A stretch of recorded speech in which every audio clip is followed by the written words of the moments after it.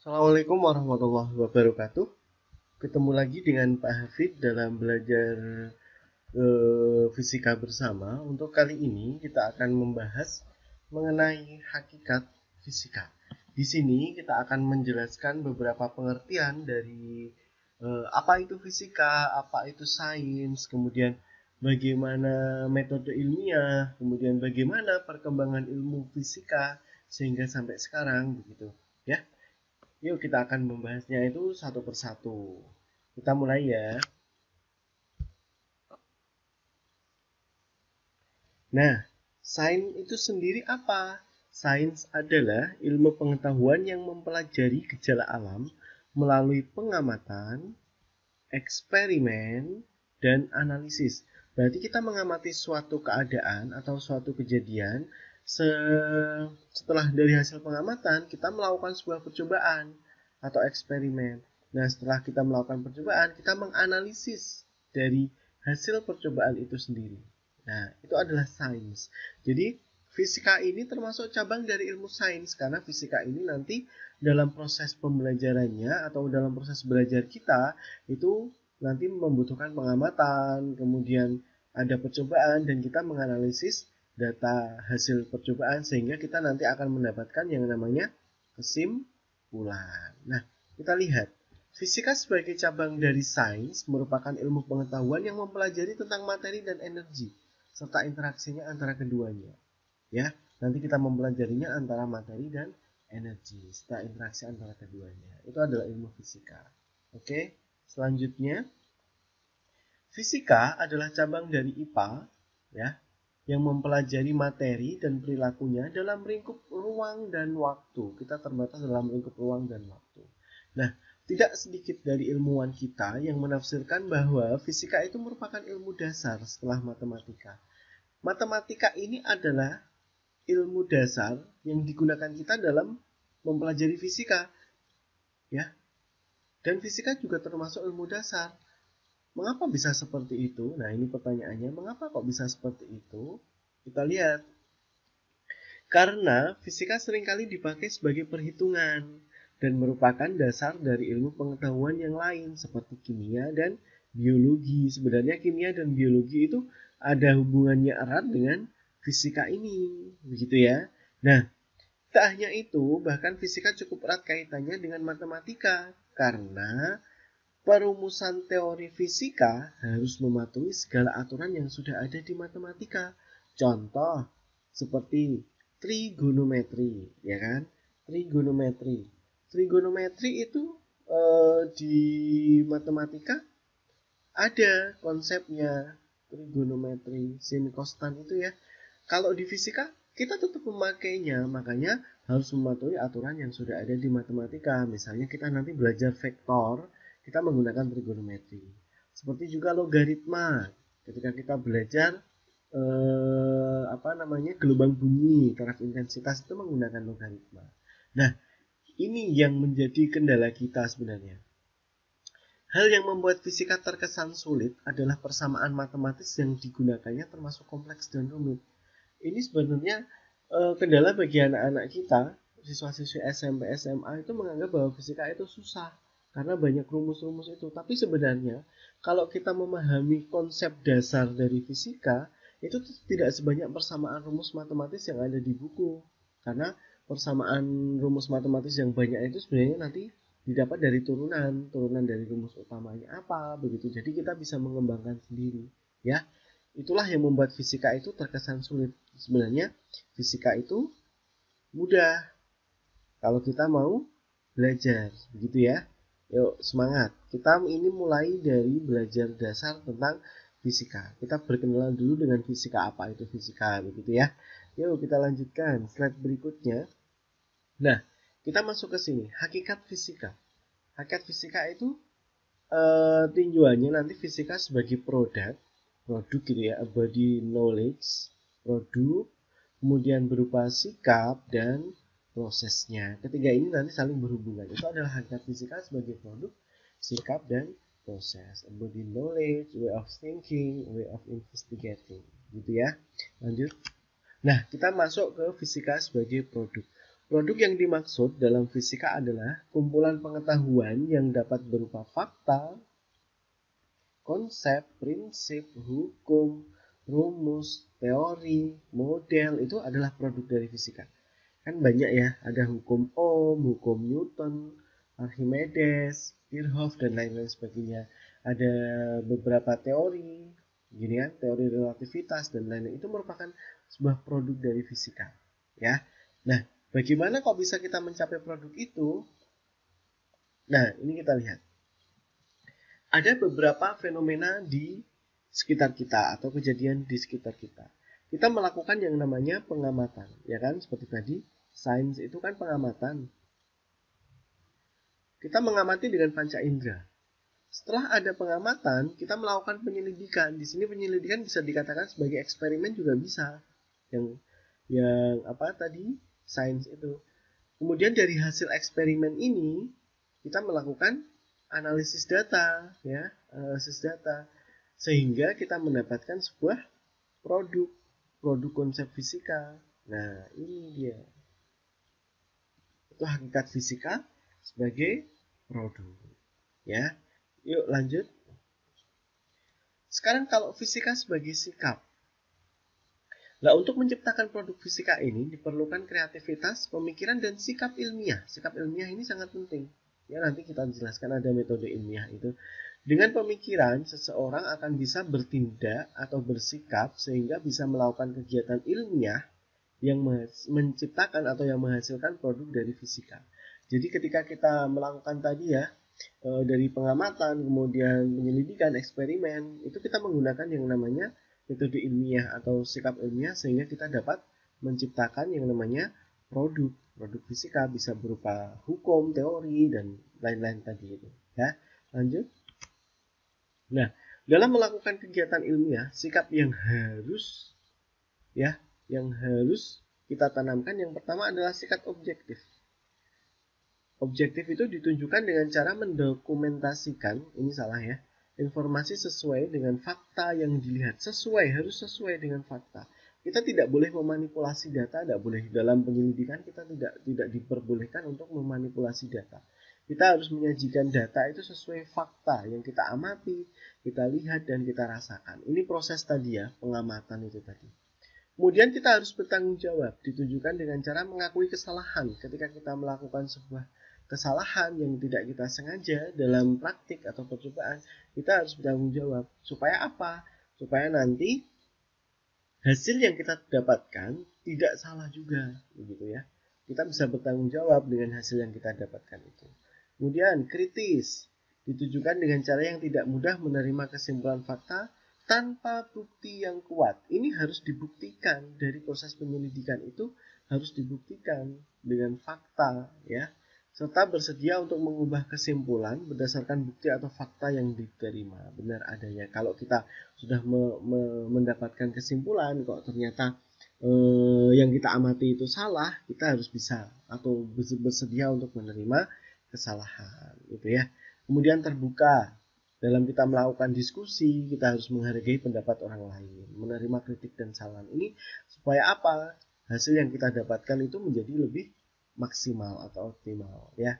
Sikap tekun dan tidak mudah putus asa. Ditunjukkan untuk ketika kita praktek harus semangat dan pantang menyerah. Ketika kita melakukan penyelidikan atau praktikum kok kita datanya yang kita dapatkan itu tidak valid, jangan mudah menyerah. Kita harus mencari terus supaya data yang kita dapatkan itu menjadi valid dan benar. Nah, ini sebagai modal dasar sebenarnya ya.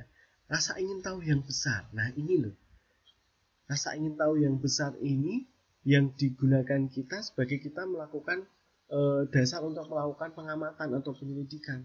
Kok bisa ya seperti itu? Nah, ketika kita di dalam hati sudah berniat seperti itu, nah itu sudah sebagai modal yang besar ketika kita melakukan proses menemukan sesuatu atau proses eksperimen itu tadi. Itu ya, itu adalah beberapa sifat ilmiah. Ada objektif, tanggung jawab, kritis, terbuka, tekun, dan rasa ingin tahu. Nah, lanjut. Yang terakhir, hakikat dari fisika itu, fisika ini sebagai proses. semua jenis produk yang dihasilkan setelah kita mempelajari gejala alam yang melibatkan materi dan energi serta interaksinya melalui serangkaian proses. Nah, dari tadi ya, dari proses pengamatan, kemudian penyelidikan, analisis sampai mendapatkan kesimpulan, itu loh yang namanya proses. Ya kan? Meliputi langkah-langkah ini ya, pengamatan, perumusan, penyusunan hipotesis. Hipotesis adalah jawaban sementara. Kemudian analisis data, serta penarikan kesimpulan. Itu adalah sekumpulan dari proses itu atau serangkaian proses. Ya, itu hakikat dari fisika. Oke, next. Nah, apa sih manfaat ketika kita belajar fisika yang kita dapatkan? Oh iya, ini ada beberapa sekolah yang menerapkan anak IPS itu ada lintas minat fisika. Kok saya anak IPS kok belajar IPA fisika sih? Jangan khawatir, pasti nanti ada manfaatnya di kemudian hari, gitu ya. Walaupun kalian anak IPS, tapi tetap bisa kok belajar IPA fisika karena ada lintas minat atau pendalaman minat itu. Nah, apa sih manfaatnya? Yang pertama, mengembangkan alat yang bisa memberikan manfaat bagi kehidupan. Banyak sekali loh alat-alat yang bisa kita kembangkan untuk bermanfaat memudahkan kita dalam melakukan pekerjaan dari konsep-konsep fisika. Contohnya mudah sekali, gunting, tuas, katrol, itu yang paling sederhana kan. Kita bisa mengembangkan alat-alat itu yang lebih canggih lagi sehingga kita dapat lebih mudah dalam dalam kegiatan sehari-hari yang kita lakukan dengan menggunakan prinsip-prinsip atau konsep dari fisika gitu ya, bidang miring dan lain-lain. Itu banyak sekali yang bisa kita explore di sini. Nah, mendapatkan jawaban tentang semua macam fenomena alam yang susah dijelaskan dan menarik. Ini menarik sekali.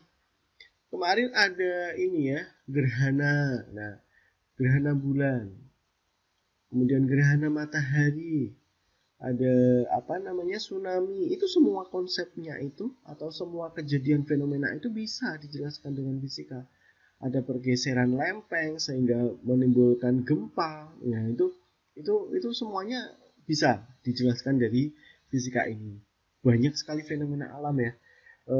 Pelangi, hujan yang di sekitar kita itu banyak sekali gitu. Nah, selain kita mendapatkan jawaban dari fenomena alam itu yang banyak di sekitar kita, kita juga bisa memahami semua gejala alam ini gitu ya, bisa memahaminya. Kenapa kok ini apa namanya, antara hujan dan panas ini sudah sering bareng gitu ya, tiba-tiba misalnya ketika siang hari panas sekali, sore harinya hujan. Nah, kita bisa memahami semua gejala alam ini dengan menggunakan konsep dari fisika itu sendiri. Nah, ini yang menarik, hiburan dengan mengembangkan permainan yang didasari dari prinsip fisika dalam pengerjaannya. Banyak ya, ketika kita pergi ke wahana hiburan, kita naik roller coaster, kemudian biang lala, itu semuanya menggunakan konsep dari fisika loh, perhitungannya itu. Bahkan eh, apa namanya, pengerjaan proyek seperti jalan tol itu kita menggunakan semuanya itu dari konsep fisika. Kemiringannya, kemudian mengukur sudutnya, presisinya, itu juga menggunakan fisika. Hiburan-hiburan ini, permainan-permainan juga menggunakan prinsip dari fisika. Banyak, coba kalian apa ya, diamati, kemudian apa sih permainan apa saja yang menggunakan prinsip fisika. Wah, banyak sekali di sekitar kita ya. Nah, lanjut. Nah, cabang dari ilmu fisika ini, sebenarnya fisika ini nanti dibagi tiga sebenarnya. Kalau ini ya, ini secara sederhananya. Ada mekanika, mekanika itu tentang gerak. Termodinamika, termo kan panas ya. Kemudian listrik, elektronika. Ini yang cabang yang secara sederhana. Mekanika dibagi lagi menjadi statistik dan dinamik. Termo ini juga bisa dibagi lagi sebenarnya. Elektro juga ada dinamis dan statis. Kemudian ada kinematika dan kinetik. Nah, dari cabang-cabang ilmu fisika ini dapat diturunkan lagi menjadi ini. Ya, menjadi ini. Ada beberapa cabang ilmu pengetahuan ini yang turunan dari ilmu fisika, ya, yaitu ada astronomi, mempelajari tentang benda-benda luar angkasa, astronomi. Kemudian elektronika tentang listrik ya, suatu kelistrikan. Kemudian magnet juga bisa, elektrostatis, memahami listrik statis. Listrik statis itu ketika ada fenomena seperti kita waktu belajar di SD, yaitu ada penggaris digosok-gosokkan ke rambut, kemudian penggaris itu didekatkan ke kertas yang kecil-kecil, maka kertasnya akan nempel. Itu proses dari listrik statis ya. Kemudian elektrodinamik, yaitu mengkaji ilmu listrik dinamis atau muatan yang bergerak, arus listrik itu tadi. Kemudian fisika modern, ini tinjauannya relativitas, kemudian partikel yang bergerak dengan kecepatan cahaya, itu nanti ya. Kemudian fisika inti, mempelajari bagian-bagian atom, ada elektron, ada proton, neutron, inti atom, dan lain sebagainya. Fisika inti nanti juga masuk di konsep kimia ya. Kimia juga ada ini, makanya tadi ada hubungannya ya. Fisika sebagai dasar gitu kan. Kemudian fisika gelombang, ada gelombang mekanik, kemudian elektromagnetik, gelombang bunyi, dan lain sebagainya. Ya, itu. Jadi bisa diturunkan sebagai di banyak cabang ilmu ya fisika ini sebenarnya. Lanjut ya. Ada fisika kuantum, yaitu mempelajari tentang mekanika klasik dan atom ini kan. Kemudian mekanika, ini yang sering kita gunakan dalam pembelajaran di SMP SMA ya, tentang gerak Newton gitu kan. Energi kinetik, energi potensial itu semuanya mekanika. Ada GLB, GLBB. Nah, itu. Kalau dinamika, mekanika itu terdiri dari dinamika dan kinematika ya. Kalau dinamika itu mempelajari gerak suatu benda dengan penyebabnya. Sedangkan kalau kinematika tanpa ada penyebabnya atau kita tidak memperhitungkan penyebabnya geraknya itu seperti apa. Ada fluida. Fluida itu adalah zat yang dapat mengalir. Zat yang dapat mengalir. Di sini fluida itu ada dua ya. Ada fluida statis dan fluida dinamis gitu ya. Menyorot pada cairan atau gas. Zat itu kan ada tiga sih sebenarnya. Ada padat, cair, dan gas. Kalau ini yang bisa mengalir itu kan cuma yang cair dan gas gitu kan. Kemudian optik. Optika di sini ada optika geometri, ada optika fisis nanti ya. Mempelajari tentang cermin, lensa dan sebagainya, cahaya, itu sinar. Kemudian termodinamika adalah ilmu fisika yang mengaji tentang energi panas dan perpindahan. Termo itu kan panas ya. Kalau dinamika itu kan gerak, berarti bisa dikatakan sebagai panas yang bergerak, itu bisa saja ya. Lanjut. Nah, apa sih tujuan kita mempelajari ilmu fisika ini setelah kita tahu tadi ya manfaatnya apa gitu. Sekarang tujuannya apa sih? Yang pertama, kita bisa mengembangkan kemampuan berpikir kritis kita. Ya, bisa menguasai prinsip dan konsep, ya kan? Kemudian menumbuhkan sikap ilmiah, jujur, tanggung jawab, kemudian rasa ingin tahu tadi, begitu kan? Kemudian dapat bekerja sama karena dalam melakukan praktikum kalau kita mengerjakan sendiri itu agak susah. Jadi kita bisa berkolaborasi dengan teman kita ya. Bekerja sama, sifat terbuka, saling menerima pendapat orang lain begitu kan. Juga ini kita bisa menambah rasa syukur kita sebenarnya kepada Tuhan, kepada Allah Subhanahu wa taala kalau kita mengamati semua gejala alam yang terjadi di sekitar kita. Kok bisa seperti itu ya? Berapa besarnya keagungan Tuhan gitu. Keagungan Tuhan ya. Kita bisa membentuk sikap yang positif terhadap fisika dengan memahami keteraturan dan keindahan alam semesta ini. Bayangkan saja antara planet itu dengan matahari sudah ada lintasannya sendiri-sendiri dan tidak bertumbukan satu dengan yang lain. Sungguh hebatnya desain dari Allah itu. Jadi kita bisa menambahkan rasa syukur ke kita. Apalagi kalau itu ya desainnya acak-acakan, apa yang terjadi kan begitu. Jadi segala sesuatu yang di alam semesta ini pasti bisa dijelaskan kan dengan konsep-konsep yang ada gitu atau ilmu pengetahuan begitu kan. Jadi kita bisa menambah rasa syukur kita dan iman kita kepada Tuhan Allah Subhanahu wa taala itu. Nah, dan juga bisa menambah pengalaman untuk bisa mengkaji masalah, kemudian melalui percobaan ilmiah atau analisis data dan lain-lain. Nah, banyak ya tujuannya, ada manfaat, ada tujuan, sudah semua itu kan. Jadi tidak rugi deh ketika kalian belajar fisika, itu menarik pokoknya. Nah, bagaimana perkembangan sekarang? Perkembangan teori fisika itu bagaimana? Apakah tiba-tiba muncul ada teori konsep GLB, GLBB gitu? Ternyata tidak. Ilmu fisika tidak tiba-tiba ada seperti zaman sekarang ini. semuanya merupakan hasil dari proses dan perkembangan yang sangat panjang sekali. Nah, dikutip dari seorang ilmuwan yang bernama Rich Meyer ini, terdapat 4 periode perkembangan ilmu fisika. Sebagai berikut penjelasannya. Untuk periode pertama ini, dimulai sekitar abad 600 sebelum Masehi sampai 1550 sebelum Masehi. Di sini sudah ada bahasan tentang gerak benda langit ya. Untuk tokohnya atau ilmuwan yang terkenal ini seperti Aristoteles, Demokritus, Ptolemeus, Archimedes ini sudah mulai muncul, sudah mulai mengamati gejala-gejala alam, dan beliau-beliau ini ilmuwan kita itu mendapatkan sebuah konsep atau menemukan sesuatu seperti fluida oleh Archimedes ini, dia juga mengalami proses atau melewati proses yang sangat panjang ya. Melakukan pengamatan, kemudian penyelidikan dan analisis sehingga dia mendapatkan sebuah hukum produk dari fisika itu tadi. Nah, penemuan yang fenomenal yang terkenal yaitu fluida oleh Archimedes, kemudian pengamatan benda langit, ya kan? Penanggalan bahwa 1 tahun itu 365 hari. Kemudian ada teori atom oleh John Dalton pertama kali itu kan, bahwa atom itu bagian yang terkecil tidak dapat dibagi lagi. Kemudian matahari sebagai pusat sistem tata surya kita. Nah, itu pada periode pertama melewati fase seperti itu. Lanjutnya di periode kedua antara 1550 sampai 1800. Ini ilmuannya yang paling terkenal yaitu ada Newton, Galileo Galilei begitu.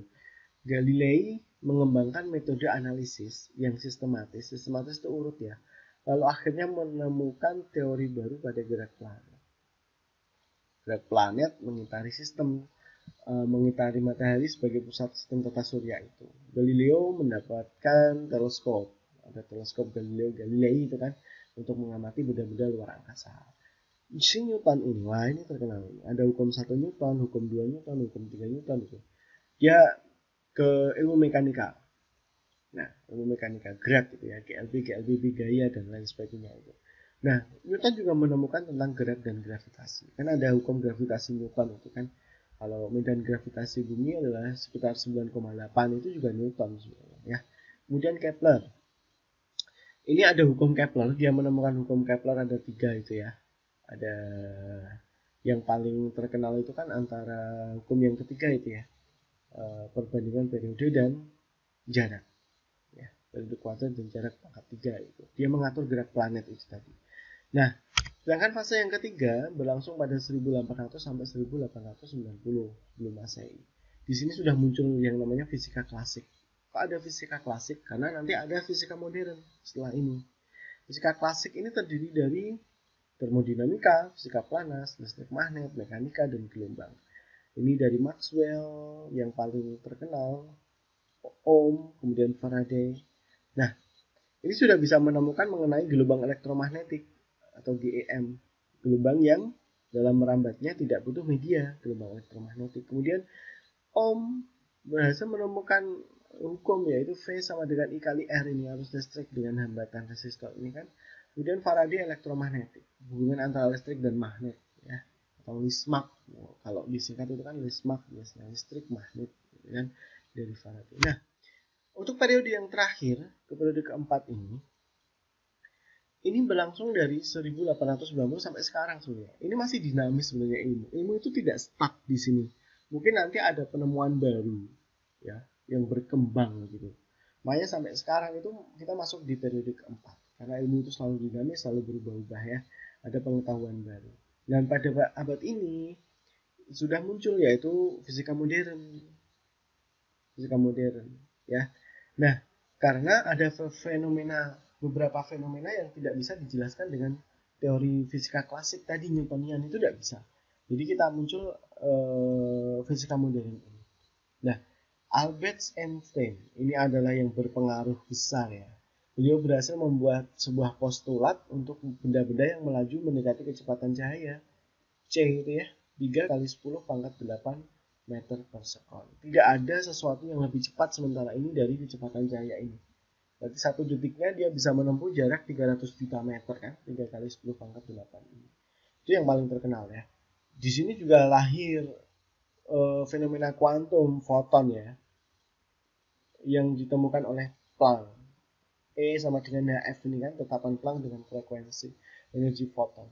Ada juga beberapa ilmuwan, ada Hawking, Einstein, Bohr, Planck gitu kan. Nah, sekarang di sini Hawking menemukan teori lubang hitam. Kalau Albert Einstein terkenal dengan relativitasnya kan, E sama dengan mc kuadrat. Kalau Bohr ini sudah berada, dia bisa menjelaskan atom di sudah tingkat yang paling baik ya. Ada fenomena kuantum sebenarnya di sini ya. Kalau dulu kan di atom kan ada Bohr, kemudian Thomson, Rutherford, saya ulangi, ada Dalton, Thomson, Rutherford, dan terakhir disempurnakan oleh Bohr dengan kondisi yang sekarang ya, kuantum itu. Dan di sini ilmuwan itu sudah berhasil melakukan percobaan nuklir yang pertama, ya, percobaan nuklir yang pertama. Nah, itu adalah beberapa tahap perkembangan dari ilmu fisika. Jadi ilmu fisika itu tidak langsung serta merta ada gitu, tapi melewati beberapa proses ya. Ada yang pertama tadi, kedua, ketiga klasik, kemudian yang terakhir sampai sekarang ini di fisika modern ya, itu tadi. Nah, oke, kita lanjutkan ke peran fisika dalam kehidupan.